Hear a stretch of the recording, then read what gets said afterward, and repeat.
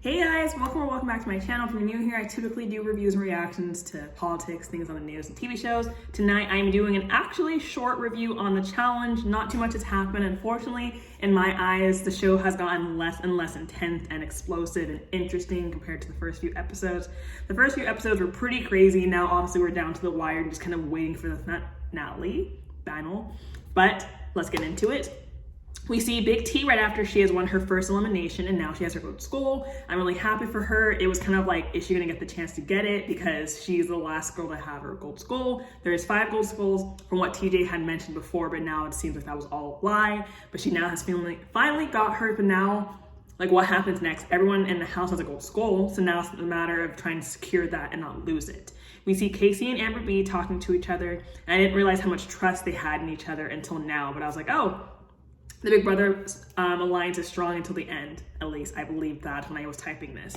Kyle expresses that he only trusts Amber B because that is his partner for the time being. CT and Big T don't really know where this trust came from. Again, this episode kind of showed people's true colors, like, genuinely. The next morning at 5 a.m., CT wakes up Big T to train with her for the final as he's giving her a speech about how she needs to be prepared and all these things and how he wants to prep her up. She is yawning, she is tired, she is not fully awake, and I'm like, maybe he should have given her an extra hour. Homegirl still needs some waking up to do. The challenge is something that's really mind-boggling, physically modeling. Like, there's like a lot that goes into it to be on this, so I can only imagine being sleep deprived. But again, he's trying to prep her up because obviously in last week's episode, which I was not unfortunately able to review, she kind of gassed out when they had to run a half mile after doing the jumping out of the plane. So I guess it's not ill-willed, if that's the right way to say it. Like, he's trying to prep her meaningfully because the final is typically like 13 miles of running, swimming, jumping, like stuff like that. So it's all with good intentions, but it's just like, is it too late? After the training session, everyone has fully woken up and we see the green lights on the wall announcing that there's indeed a challenge this week. People were kind of skeptical if that was going to be the case or not because it's 10 people, 10 skulls. It's even like, is there a point to have a challenge? But indeed there still is. The challenge this week is called Global Domination, and the pairs get into a ball together and compete against each other in offense and defense. I didn't really understand how they were gonna win. Like, I saw them rolling around, I saw there was metal, I was like, I don't get it. It seems really difficult, it looks like someone's gonna get hurt. Like, it just was like, let me just watch it. Like, when TJ was explaining it, I was like, let me just see what's gonna happen. But he explained that some people get to go twice for defense and offense, and that Leroy and Casey were gonna decide that.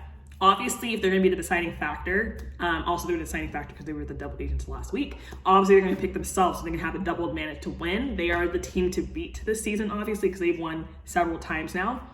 But what happened next? And in the end, Leroy and Casey won. This is the 5th time. And I can only know that it's going to cause chaos because I can imagine everyone's annoyed seeing the same pair over and over. Like, when you watch a TV show and the same people win, especially if you don't like them, it gets really boring, it gets really redundant. But I do like Leroy, so I'm happy for him. But I can only imagine that it's like boring and like nothing's getting stirred up, just the same people, the same side, the same politics, because like they have their knit group. So imagine the other side just getting picked down and they're just kind of staying in. Again, I kind of like it. After seeing that everything is right with the groups, I feel like the way I wrote this, it must be a must. It has to be a double elimination. Because yeah, it's 10 people, so it would make sense for it to be a double elimination to take out a guy and a girl and essentially make a new pair. Because at this point, I feel like the final needs to be around the corner again. They're evened out. He said there's gonna be 10 people. Like, what's the point of having a one-sided elimination? So that's kind of what I was thinking at this point. During the igloo segment, it is clear that the house is split down the middle, and it's hard for me to predict how it's gonna play out because it was 4 people, 4 men, 4 girls, I think, at that time, excluding Leroy and Casey, and like everyone was on opposing sides. So it was really hard for me to see, like, will it be a tie? Who's voting for who's on this allegiance? Like, it was really hard to see other than Big Brother Alliance and then CT and Kyle and like their partners as well. But then Amber attempted to politic with Casey about how Casey owes her one and shouldn't vote her in because Amber gave Casey her gold skull during her week. I don't think she owes you anything. I know that people love to play with that, but then people really learn each other's loyalties in this kind of game. Like, you kind of have each other for that week, and as time goes down and down the wire, really find out who's actually friends with each other and who's not.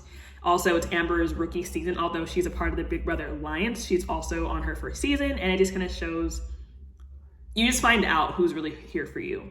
After listening to Fessy and Casey's conversation, I was reminded, like, bluntly, that this is a numbers and friendship game. Like, you can be an amazing competitor and have friends in power, but like you don't stand a chance if it's your rookie season. Hence Amber, she's been with the Big Brother Alliance, which was like the biggest alliance I think during the season, but like she's a rookie and they're like, oh, you're a rookie, it's your first season, like you need to like prove it to yourself. But like it's just annoying because like you could be really good and then this is what happens. So it's like, will Amber B go home due to this? We don't know. The deliberation conversation was a little tricky and confusing to me to catch up with, but ultimately we found out that Kyle and Amber B were the house votes and CT was the snake, and voted against Kyle, even though Kyle said that he only trusted CT and CT voted for him. He could have voted, like he could have burned a vote on Fessy or something, but no, it was Kyle. And he said he wanted to vote Kyle because Kyle's the only person he may want to go against versus Fessy, which is kind of like a, So you remember last week's episode, Fessy and CT kind of duked it out about the whole power macho move thing. So it's kind of like, like, are you scared of Fessy? I don't really think he is. But like, that just kind of comes back in circle about like what happened. But CT was upfront with him and actually told him, he's like, yeah, I voted for you. And Kyle was pissed, rightfully so, because he thought he was his friend. He said he's like one of the only people he trusted, and the person you trusted voted for you. Like, who can you trust in this house? Like, you can't trust anybody, basically, unless it's like maybe a significant other, I guess. But like, even though he told him he's still a snake, because you still voted for him. Like, you could be like, oh, I'm telling you, but you still voted against me. So that's all that really matters, especially because he knows now. We get down to the crater. Kyle and Amber B go down, and Leroy and Casey call on Big T and CT to go against them. I kind of predicted this because, like, who else is there? Leroy couldn't vote on Nany, and Casey couldn't pick Fessy, or I forgot who else there was other people. But there was just like teams that they couldn't pick on, and at least there was only one more left, so obviously it had to be Big T and CT. We find out it's a hall brawl. That's my dramatic pause. And a female elimination. I was pissed. I was annoyed because now it's uneven. I don't think there needs to be an unevenness at this point. I feel like we couldn't have got to the point. Everyone has their skulls. Why does it have to be uneven? I feel like the finale should have been next week, but now it seems like it's going to be 2 weeks from now because, again, it's uneven. But whatever. So I'm just like, I was just really annoyed when it happened. Like, how many more episodes are left at this point? Also, All-Star starts tonight. So now we're gonna have 2 challenges at the same time. I don't know if that's happened since I've been watching the show, but whatever. Regardless, 2-1, Amber B went over Big T, and I held back tears because I love Big T and I loved her energy. She's so bubbly and happy, and I was happy for her when she finally got it. So I'm really sad I got snatched from her the following week. Like, she barely had a chance to even hold on to it, but it's a challenge. Things happen, and people you like leave. Like, Aneesa left last week. I felt really bad for her, and I wanted to cry for her as well too. I think I actually did. But moving on, Amber B infiltrated the house and stole Fessy from Nany. I was gonna say Nessie.